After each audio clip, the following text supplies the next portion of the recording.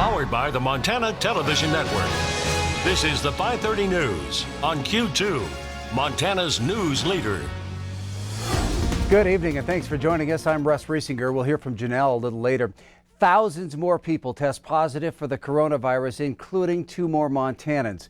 And more dramatic steps are now being taken to try and control the spread of the virus.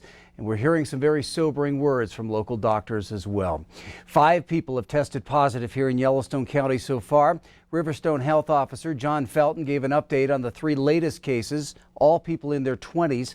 2 of those patients work in the healthcare field, while the 3rd is a Yellowstone County detention officer. John Felton said the 2 healthcare workers contracted the virus outside of work. The detention officer had called in sick for his evening shift last night, but according to a news release from Sheriff Mike Lindner, last worked at the facility on March 15th and had not been in the building since that time. Another detention officer also was sent home last night due to having a cough. He has been tested for COVID-19, but those results are not yet known. All 3 patients are at home in self-quarantine. Well, with those 3 more people testing positive for COVID-19 in Yellowstone County, a closure directive issued earlier this week has now been extended. It includes bars, restaurants, and other businesses and places where people congregate, including churches. Q2's David J. joins us now from the newsroom with more on that. David? The rest of the Yellowstone County closures have been extended through Friday, April 10th. Riverstone Health President and CEO John Felton, who also serves as the county health officer, says the extension will help slow the spread of COVID-19. The new order extends the directive issued last Friday. That includes those bars, restaurants, and casinos and many other places listed on the health officer order that would have expired on Monday. Some will be able to still be out there and are encouraged to offer takeout and delivery food. Felton also added fitness centers, theaters, churches, and much more. The 2 Yellowstone County health workers testing positive led to the more stringent requirements. I respect the governor's decision as to when his executive order will end, but in light of healthcare workers testing positive, I have chosen to be more aggressive in my actions to slow down the spread of COVID-19. I wish things were different.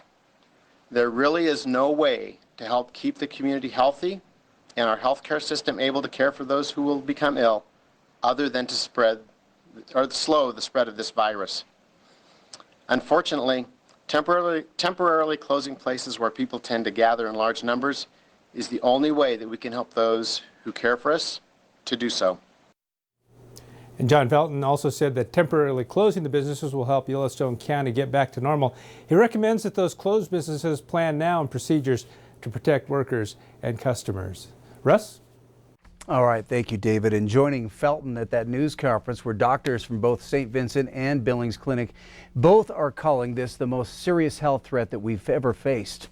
A lot of information and misinformation out in the public about what this thing really is.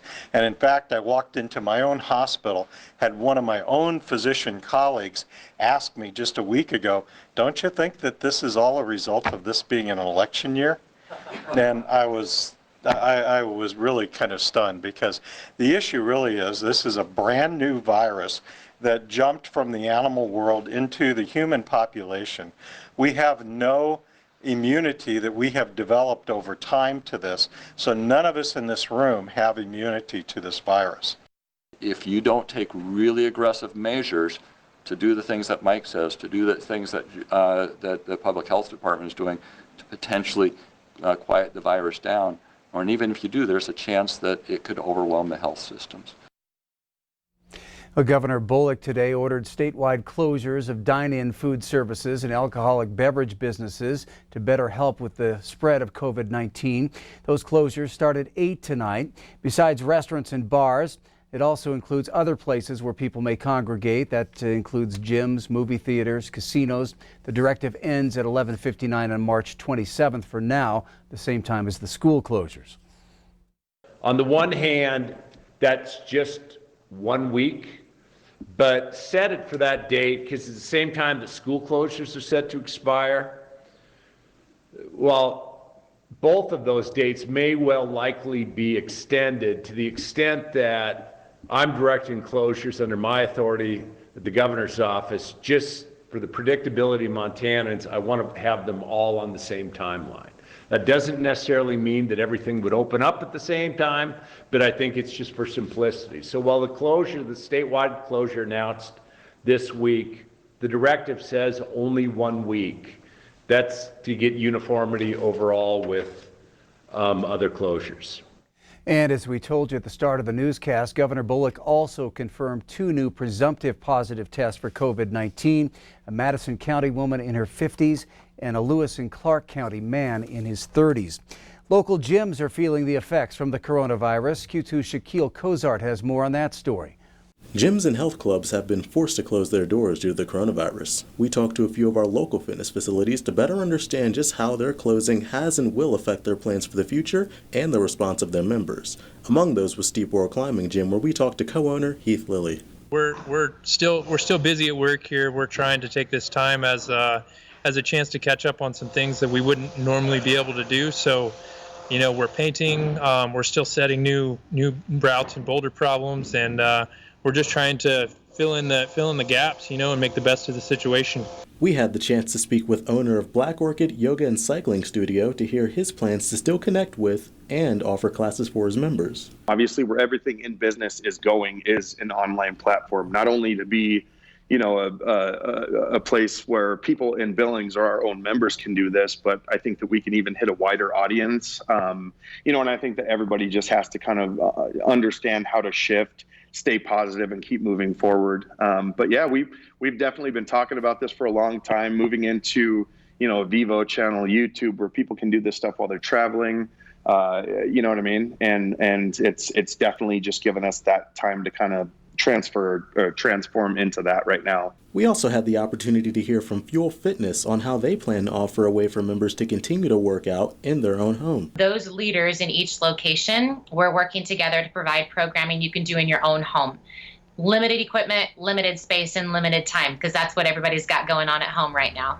So we are scheduling every night live at 6 p.m. Mountain Time, 5 p.m. Pacific Time, doing workouts that are led by our group fitness managers. And we've committed to that through the end of March, but we're even considering doing it more often throughout the day and longer if needed. In the meantime, Fuel plans to deep clean the gym and open up as soon as possible. Fingers crossed we get to reopen here pretty soon and have a pretty much brand new facility for everyone to come back into. In Billings, Shaquille Cozart, MTN News.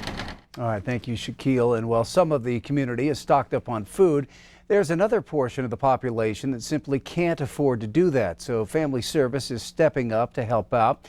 The organization began exclusively focusing on their food program. Between their usual clients, they're seeing new faces due to all the layoffs. Morning meteorologist Ed McIntosh caught up with Family Services Director of Development to find out how families can go about getting help.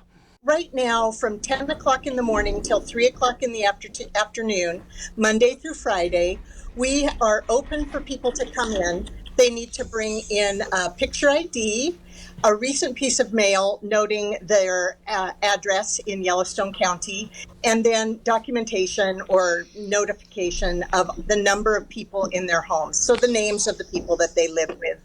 And that helps us decide how big the box is. Well, each family receives a food box once a week, and you can call Family Service at 259-2269 with any questions you might have.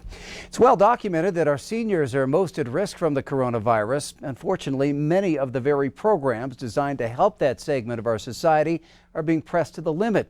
Case in point, the local Meals on Wheels program that helps feed as many as 400 seniors across Yellowstone County every day. Now that number could jump to as many as 1,000. Q2's Jay Cohn is here to explain. Today, we wanted to focus on the pressure on the senior population in Billings. I talked with Mike Larson, the Adult Resource Alliance director who heads up all of their food programs, specifically Meals on Wheels. They've had to shut down all their congregate sites across the county where they feed people in person and the seniors would come in. Well, all that's been shut down because of the safety precautions. So they're trying to absorb a lot of that with their Meals on Wheels program. And as you would imagine, that program now under tremendous pressure as they try to get these nutritious meals out to perhaps as many as 1,000 seniors every day in Billings. We have over 600 people throughout the week who will eat a meal in a different location. Some of those 5 days a week, some only once or twice a week. So that's a lot of additional folks then added to the Meals on Wheels list. We have over 400 Meals on Wheels clients that are served throughout the month as well. So between those two, that's over 1,000 people potentially looking for some assistance in meeting their nutritional needs. Do you have the resources to accommodate that? That is a question we're asking ourselves every day, looking at capacity. One of the alternatives that we're addressing now with the congregate are the meal sites is to provide frozen meals. So we have been working nonstop to produce frozen meals that meet the nutritional standards that are set by the federal government through that program. So we are putting those out 5 at a time. People are able to pick up those frozen meals. That will get them through that period of time. That's what's happening in the kitchen right now is they're in producing those meals. Meals on Wheels recipients also receive frozen meals through the weekend. So we're pushing our capacity to the max to be able to provide those right now. So as you can see, Meals on Wheels is a very critical program. They're trying to beef it up. They're looking for volunteers for drivers, but all those drivers need to be screened and vetted. So right now they're relying on the police department, the fire department, and some of the teachers that aren't working who have already been screened, that they could maybe step up and help deliver a lot of these meals. Depending on how long this whole thing lasts, they could be facing some serious food storage issues as well. So we'll check in with Mike Larson perhaps next week and see how things are going. But that's the story. We're just all dealing with it. Hope you're staying safe, and we'll talk to you again soon. All right, thank you, Jay. Another big concern is the limited contact the Meals on Wheels drivers will be allowed to have with their elderly clients. For many shut-ins, the interaction with Meals on Wheels is the only contact they might have with anyone during the week. Many drivers also do a welfare check on their clients, and Mike Larson says he's worried about losing that important safety component of the program. In his words, losing that social contact may be a bigger risk to some of his clients than the virus itself. Well, all of this has led to a meltdown on Wall Street as many investors are trying to get out of the market as quickly as they can. The Dow dropped another 913 points today to close at 19,173, erasing all the gains made during President Trump's 3+ years in office and then some. Confidence not exactly running high right now. I talked to Gary Buchanan of Buchanan Capital by phone this afternoon. This is one of the roughest weeks that I've seen in 40 plus years. The Dow was down 17% just this week. What's different is that bonds were down as well. Usually bonds go up when stocks go down, and gold was down. So there's nowhere to hide this week. I think it's going to be scary for a while, but the main thing is you've worked with an advisor, hopefully, to develop a plan, and the critical thing is to stick with your plan. And so at some point in here, you reassess perhaps your bond portfolio and you reallocate to equities. In the next 6 months to 18 months, as we look back, this may have been a real buying opportunity, but it's a scary time for professionals, investors alike. Buchanan says he thinks the Fed has done a good job intervening, or things could be even worse. Still to come on tonight's 5:30 News, we hear from my co-anchor Janelle Slade on what has kept her out of work this past week and how she's feeling. And then a little later in sports, we finally get to our championship edition of Game Changers, featuring some of the best athletes in the state. And coming up in weather, it is spring. It's the good news of the show tonight. We're going to talk about some nice weather moving in. A few cloudy skies we have here now, they'll be going bye-bye, and we'll look at sunshine tomorrow. Details coming up in a few more minutes. You're watching MTN News with Janelle Slade and Russ Riesinger. Storm Tracker weather with Bob McGuire. And sports with Scott Green. This is the 5:30 News on Q2, Montana's news leader.